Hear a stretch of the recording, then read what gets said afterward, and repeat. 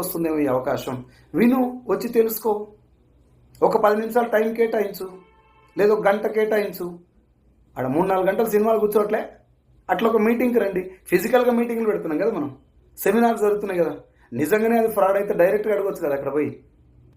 ఇంటికాడ కూర్చొని కామెంట్ పెట్టడం కాక అందరికీ చెప్తున్నా, మన అందరివి ఈ కామెంట్ పెట్టే బ్యాచ్ అంతా దాదాపు పేదరికంలో ఉన్న బ్యాచే మనందరం.